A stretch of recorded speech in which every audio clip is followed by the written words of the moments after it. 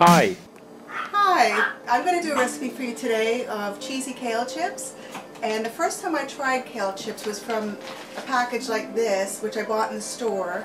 And it was amazing. And I'm not really one for snacking, but this was something that I actually really enjoyed. And it was incredibly healthy. And then I searched all over the internet to find a recipe, and I think I found one that was even better than these. So I'm now going to do a public service and make it for you guys so you can do it too. You need a dehydrator and also nutritional yeast. Yeast isn't technically a raw food, but it's very important for vegans because it gives you your B12 that you're not going to get because you're not eating any animal product thing. So it is kind of important to have that in your diet, even though it's not raw. And how I like to wash my kale is I fill up a bowl of water and I actually strip it away from the stem. And the stem goes into the compost.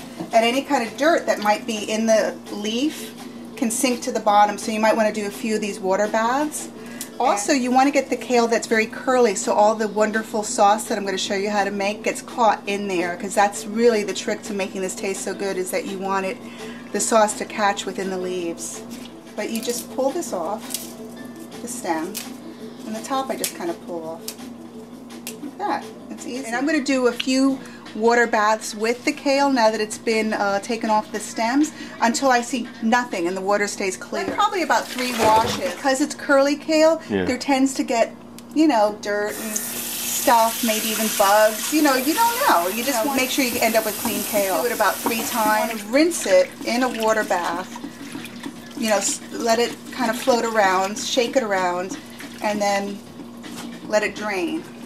And then you check the water to see the condition of it, to see if things are still, particles are still coming off it or not. Do it. And the other thing I want to mention too, that those kale chips that, you know, when I first discovered this dish, $10 a bag just about. So this is much more economical to make it yourself. You want clean food, I can't stress it enough. Now, just so you know, before you start this, you need to soak your nuts. Soak your nuts before you start the whole process. That would be step number 1, honestly, is Are you soaking your nuts? I've been soaking my nuts for about 2 hours now. I think I have too. And these are organic raw cashews, and the reason for soaking nuts is that nuts and seeds have a natural enzyme inhibitor in them, and basically a way that it protects the nut from sprouting until it's rainy season. So we're forcing it to becoming a living food now. You're not getting all the nutritional value of your nuts unless you soak them. Okay. Okay, does that make sense? I hope Sure. I'm not too lectury about it. All you're basically saying is soak your nuts. About your spinach? I suck my nuts too. Rinsing the nuts. You're rinsing them. After you've soaked them, you're rinsing them again. 2 hours. Okay. And now I'm going to just rinse them out. I soak my nuts too. I could smell the cilantro from here. Cilantro is amazing. Everything's organic. Everything's organic without saying. So 1 lemon per batch of kale. Is the sure way of knowing something's organic, it starts with a 9. Look for a 9 in the labeling, and that is the guarantee that it's organic. Okay. The difference between organic and not organic is unbelievable sometimes. For many reasons: nutrition, flavor, not getting a reaction to pesticides, all that stuff is, you know, very important to seek out organic. Pouring in the lemon juice into the blender. Lemon juice poured into the blender on top of Cashews. cashews. Okay, I'm chopping up the, it could be red pepper, yellow pepper, and another thing just to know, which is really important, never a green pepper. Green peppers are Why no green pepper? Never a green pepper because they're not ripe. Oh. Green peppers left on the vine would turn into one of these peppers, so don't eat green peppers. Another public service announcement. So using your pink knife, your whatchamacallit. That's called what? Product endorsement. Oh, okay. Ceramic knife, which is most fabulous. Now this is optional, but I like a little heat, so I'm doing jalapeno. Now, again, to taste, and I'm being careful not to get the seeds in it. Why? Because they're super hot. Oh.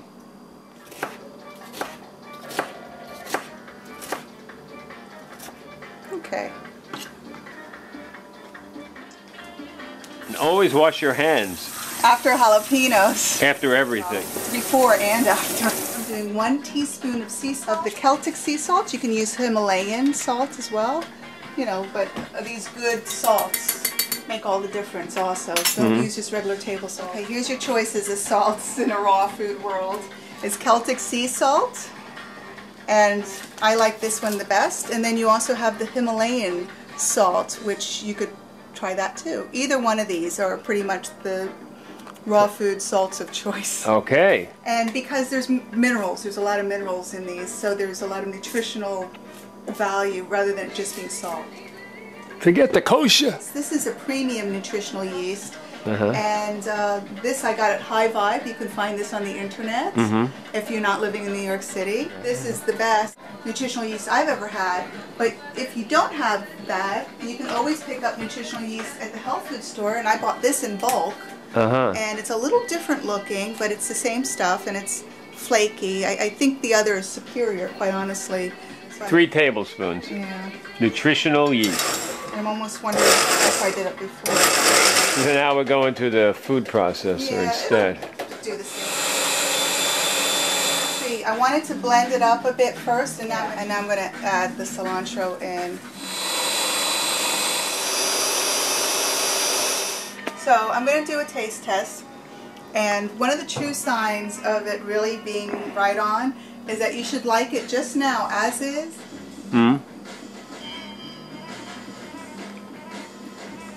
It's wonderful. I'm going to turn on the dehydrator, but I have it right now at 115 just to kind of start warming it up.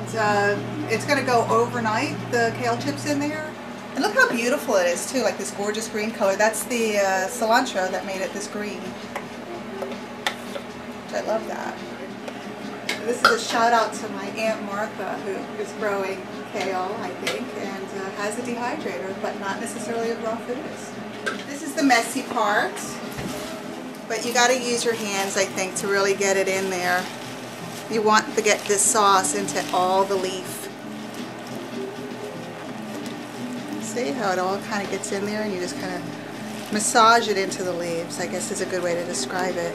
Look at how it's kind of starting to kind of reduce down too. So I think this one's done, and I'll do the second one. He loves it. Look at him. Look at his. Kale for puppies. Now, if a dog likes kale, you know this is good. Jeez. Oh, oh my God. So now I'm going to put the kale onto the Teflex sheet of the food dehydrator. This is the Excalibur, and it might take probably about 2 sheets per batch.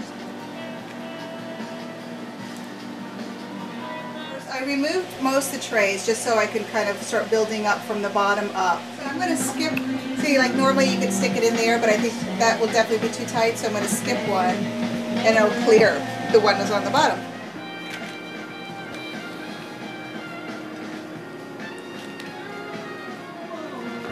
So it's 2 drawers per batch. 2 drawers per batch?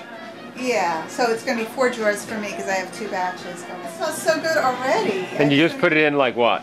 Like a minute ago. Right.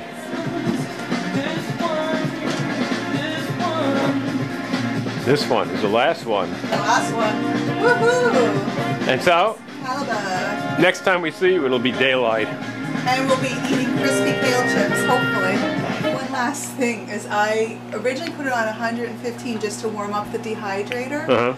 But now I'm going to turn it down to 105, and it's going to stay on 105. So now it's morning, and I'm transferring the kale chips, which already seem pretty crisp. So you transfer it to a screen, and you let it get crisp up even more.